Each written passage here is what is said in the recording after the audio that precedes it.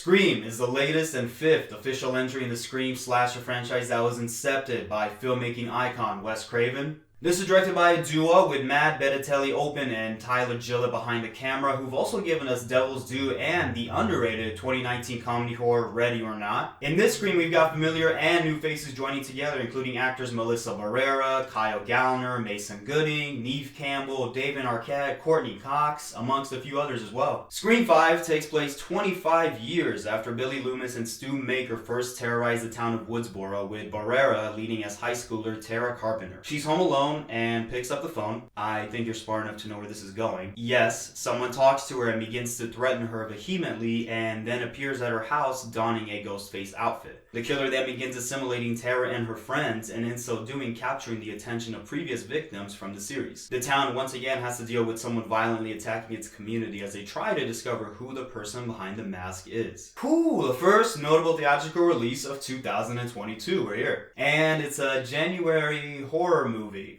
And if there have ever been any previous indications of how January horror movies have gone, I think you can follow the pattern here. Not only that, but horror franchises usually do not encapsulate a well-rounded effort. There's a lot of great starters with a lot of horrible afterward projects. And then in general, after a third or a fourth part, there's often little hope of any resemblance of fun. And with all that being said, Scream 5 does not fall into any of those statements. This is a hugely unexpected and delightful surprise. This requel, as the characters call it, is proportionally paced, exceptionally hilarious, and embraces the franchise's meta commentary with clever and fresh direction. Look at me, I am dead serious when I say this right now, straight to you in the camera. This movie is just as great as the original 1996, if not better in some regards. So if you haven't seen it and needed some convincing, that's it. Stop the review right here, go see it, then come back and give me a bonus view. But now let's go ahead and discuss this thing. I love the new star leads, especially in The Heights' Melissa Barrera, and season 2 of You's Jenna Ortega, who orchestrate an extremely strained and guilt-ridden sister relationship. And this is relevant but not relevant to Ortega's performance, but oh my god, this girl was getting bullied this entire runtime. Like, her organs have got to just be decimated by the end of it,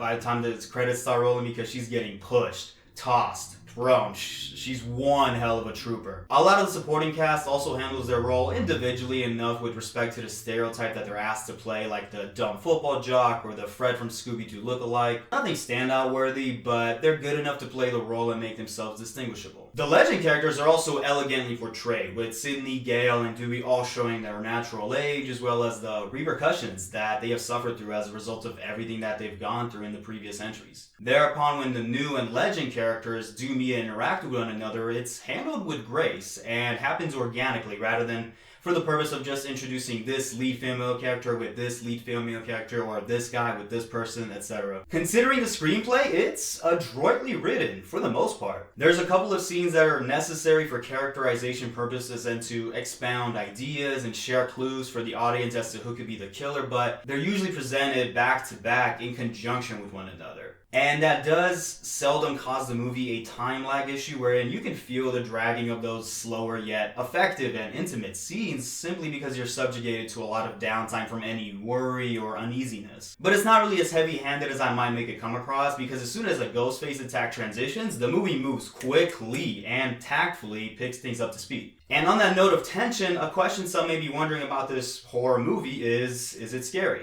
Not much. But something to bring up on this specific point is that really this entire franchise is a horror comedy blend. Obviously, the introduction scene from the original Scream is a legendary and perpetually frightening sequence, but then afterwards it's more or less effective jump scares coupled with sharply edited suspension building. It's the same thing for Scream 2. Scream 3 is more comedy oriented, like a 70-30 ratio. Scream 4 is again a rinse and repeat of 1 and 2. So frankly, if you're going into a 5th Scream movie, your expectations ought to adjust to acknowledge that it'll hopefully be successful on providing enough anxiety and suspense along with a humorous flair when it's not currently a scene of apprehension. If that's what you're looking for, this movie does deliver on all those fronts, mostly. And I'll touch base in a second, but I just wanted to express that opinion of sorts on horror movie expectations. Now, like I mentioned, it's not really scary, but it does have greatly timed and abrupt jump scares. There's even one scene where you're intentionally being forced to wait and second guess your own self on when the jump's gonna happen, only for it to happen after you've outplayed your mind and boom, Ghostface appears. It was clever and witty. On some last points of conversation, the gores are satisfactory. There isn't one that didn't feel cold-blooded to me, and I appreciate that the team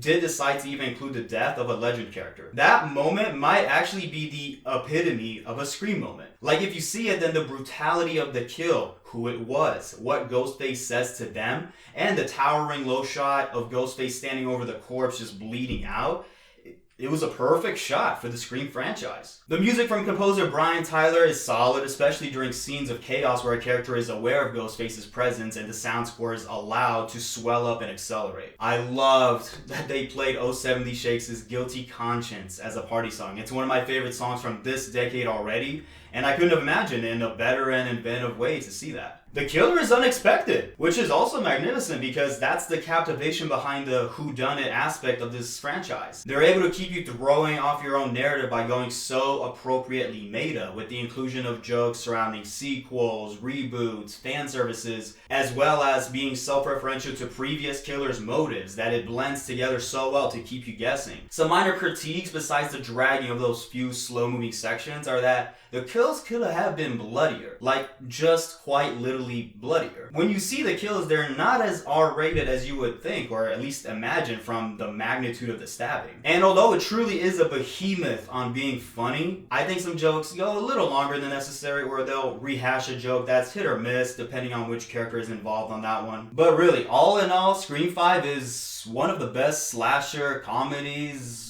as of recent. It's right up there with the 1996 original, though I'd argue the original's magic of tension and brilliance in its killer reveal will always prevail above any successful entry. If you're looking for one hell of an entertaining ride though, Scream 5 understands the assignment like no other sequel before. I give it a firm, solid 8 and recommend it to any fans of the franchise or just anyone that wants to have fun looking at people getting stabbed and teens joking about who's gonna be next. Until next time, guys.